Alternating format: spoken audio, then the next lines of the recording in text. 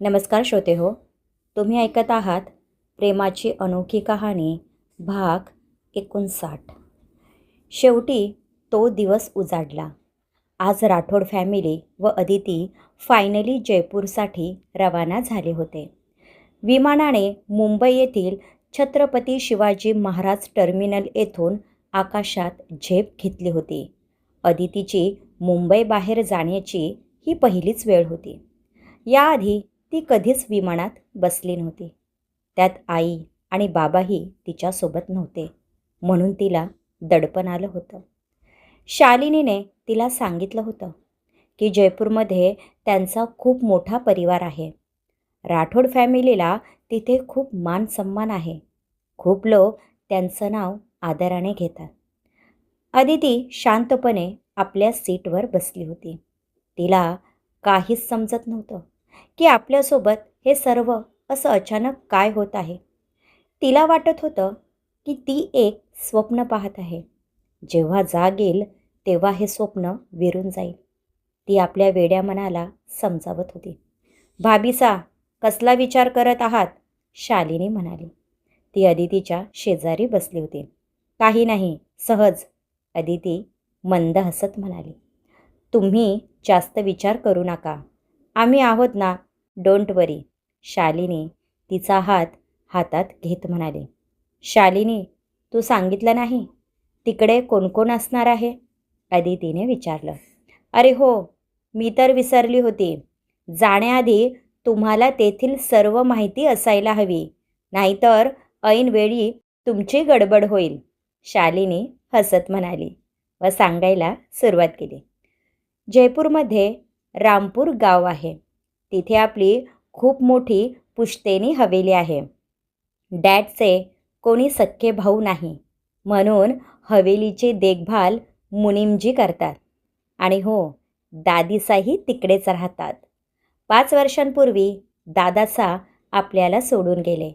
तेव्हा डॅडची खूप इच्छा होती की दादीसाने आमच्यासोबत मुंबईला राहायला यावं, परंतु दादीसाने याला नकार दिला. ज्या हवेलीत इतकी वर्ष त्यांनी घालवली ती हवेली त्यांना सोडायची नव्हती. शालिनीने सांगितलं.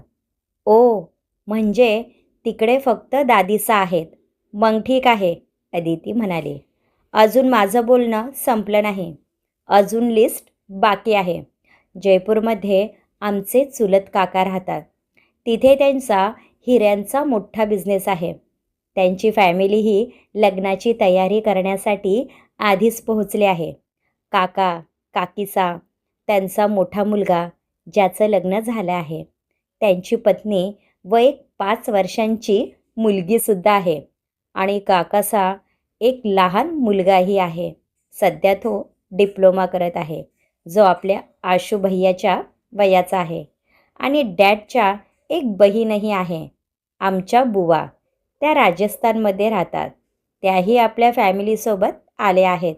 अजूनही कोणी आले असेल तर ते तिथेच गेल्यावर समजेल, शालिनी म्हणाली. तशी अदिती घाबरली.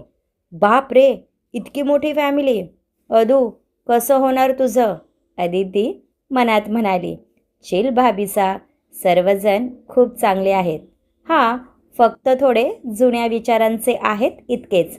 आम्हीही कितीतरी वर्षानंतर गावी चाललो आहे.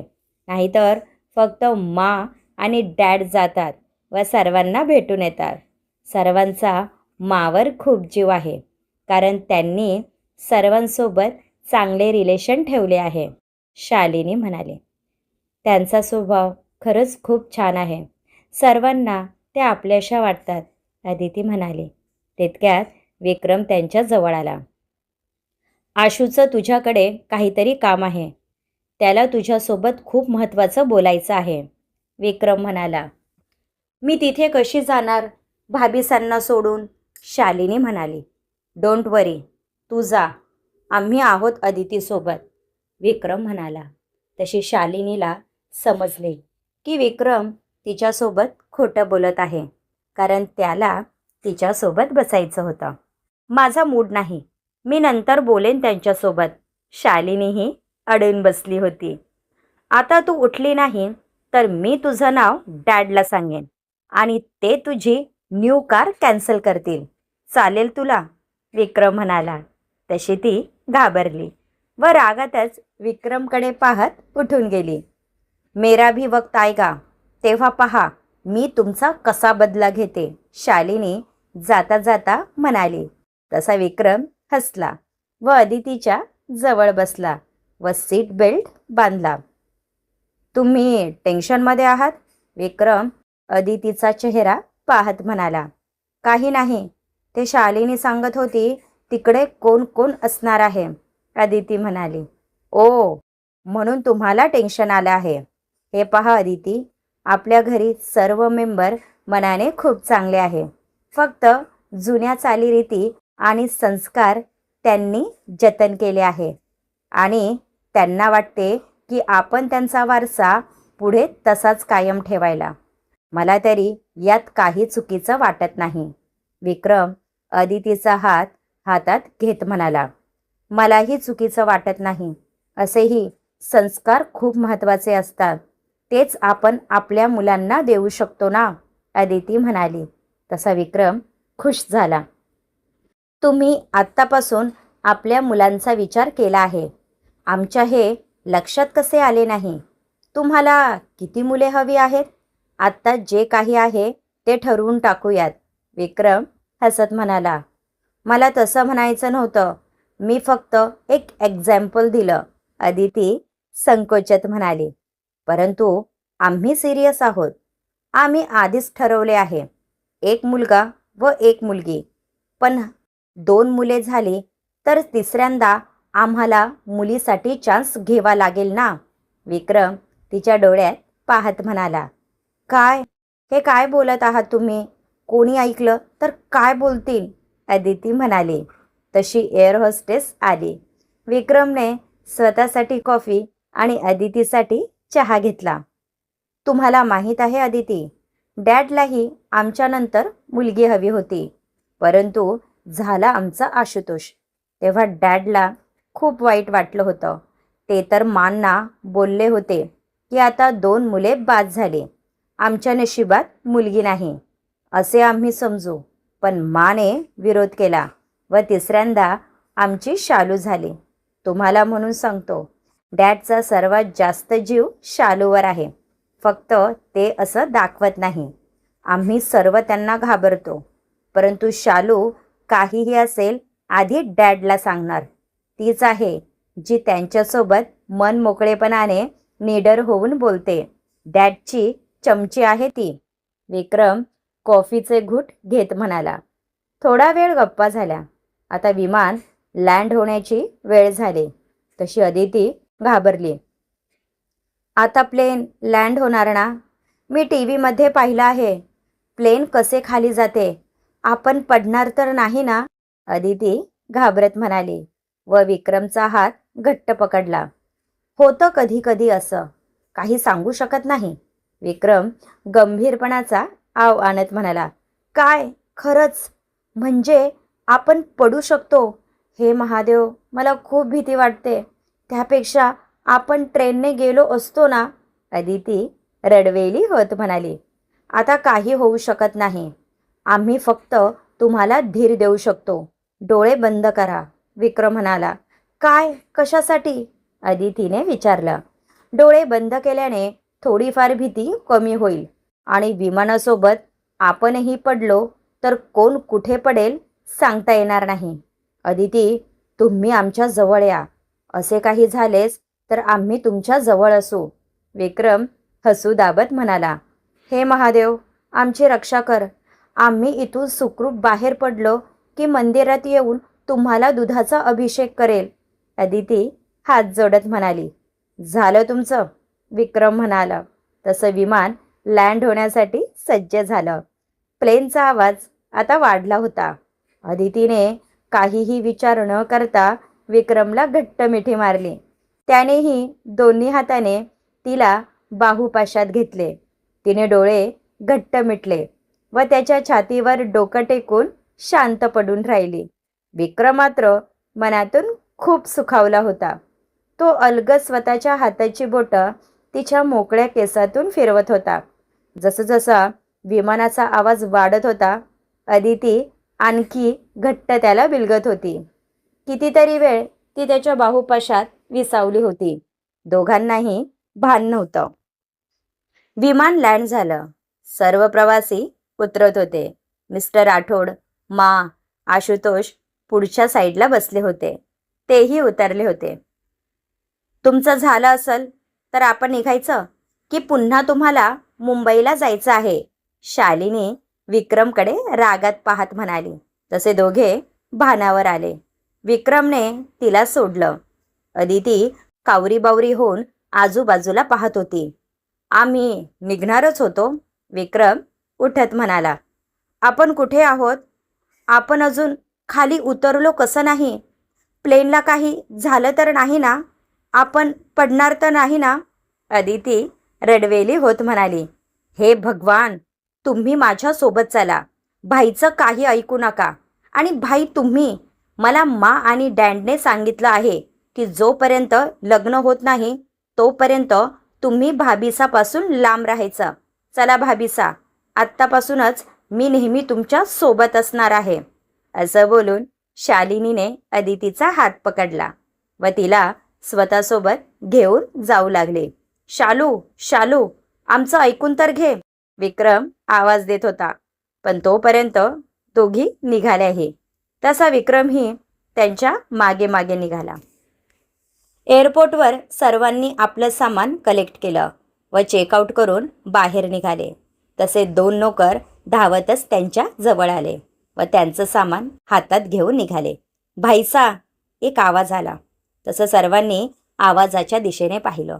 एक 55 वर्षाचा गोरा उंच इसम त्यांच्यासोबत उभा होता. त्याने जयपुरी पद्धतीचे कपडे व फेटा घातला होता.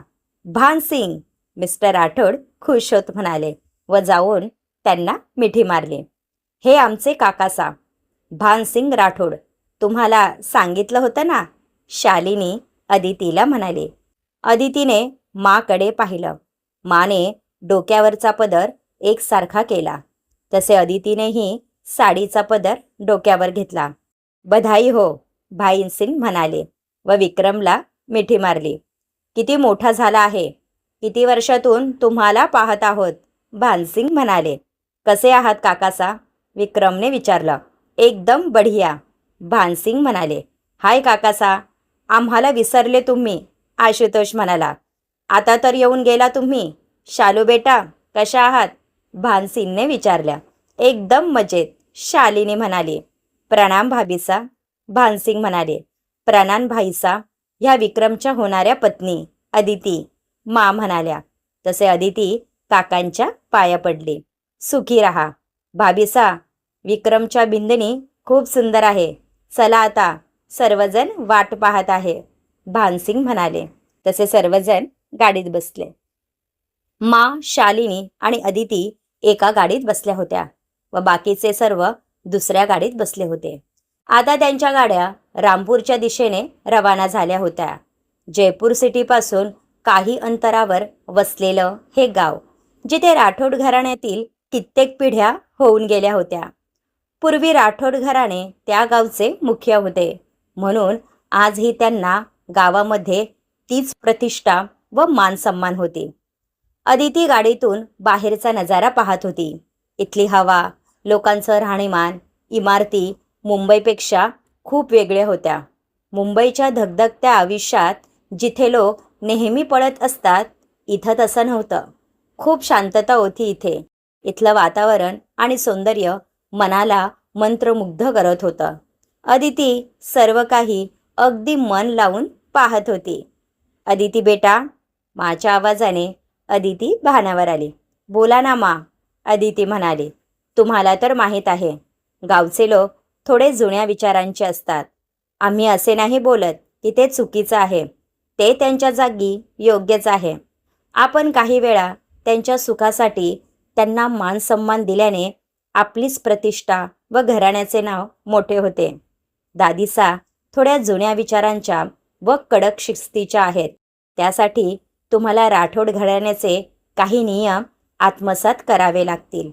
आमची तुम्हाला विनंती आहे, मा म्हणाल्या. प्लीज मा, तुम्हाला मी आई मानते. मग विनंती नाही, हक्काने सांगा. आणि मला जास्त काही यातलं माहीत नाही. तुम्ही जे सांगाल ते मी नक्की करेल, अदिती म्हणाली. आम्हाला माहीत आहे, आमची मुलगी खूप समजदार आहे. पण तुम्हाला कोणी बोललेलं आम्हाला आवडणार नाही. तुमचा अपमान हा आमचा अपमान असेल, म्हणून हे सर्व तुम्हाला सांगितलं, मा म्हणाल्या. मी कोणाला बोलायची संधी देणार नाही. माझ्यामुळे तुम्हाला खाली मान घालावी लागेल असं कधीच वागणार नाही, अदिती माचा हात हातात घेत म्हणाले. सुखी राहा. आम्हाला तुमच्याकडून हीच अपेक्षा होती. आत्ता तुम्ही आमच्या सून शोभतात, मा तिच्या डोक्यावरून प्रेमाने हात फिरवत म्हणाल्या. तुम्ही आत्तापासूनच भाभिसाचे लाड करत आहात. माझ्यावर तर कोणी प्रेमच करत नाही, शालिनी गाल फुगून म्हणाली. तसे अदिती आणि मा हसल्या. हे भगवान, अदिती आत्तापासून सवय करून घ्या हा. दिवसातून कितीतरी वेळा तुम्हाला हे ऐकावं लागणार आहे, मा हसत म्हणाल्या. मी तर ऐकलं आहे की डॅडचे तुझ्यावर सर्वात जास्त प्रेम आहे, अदिती म्हणाली. हो, अगदी बरोबर. फक्त डॅडच नाही, ज्यांना माझी काळजी आहे. माचे प्रेम फक्त भाईवर आहे, हो ना, शालिनीने विचारलं. आता मार खाशील हा. अदिती, आम्ही काय बोलतोय? आपण हिच्यासाठी इथे जयपूरचा मुलगा पसंत करू आणि तुमच्या आणि विक्रमच्या लग्नासोबत हिचंही लग्न करू. मी आजच तुमच्या डॅडला तसं सांगते, मा म्हणाल्या. तशी शालिनी घाबरली. नको ना मा, आय लव्ह यू. तुम्ही वर्ल्डच्या बेस्ट मा आहात. मला तुम्हाला सोडून कुठेही जायचं नाही, शालिनी माच्या गळ्यात हात टाकत म्हणाली. तशी त्यांची गाडी एका मोठ्या गेटमधून आत आली. आतला नजारा खूपच विलोभनीय होता. एक मोठी हवेली दिमाखात उभी होती. बाहेर मोठे गार्डन होते. कितीतरी एकरच्या परिसरात ही हवेली होती. याचा अंदाज करणे अवघड होते. अदिती तर हे सर्व पाहून शॉक झाली होती. सर्वीकडे ढोलचा आवाज येत होता. खूप लोक त्यांच्या स्वागतासाठी उपस्थित होते. काही जयपूर स्त्रिया पारंपरिक वेश परिधान करून नृत्य करत होत्या व गाणे गात होत्या.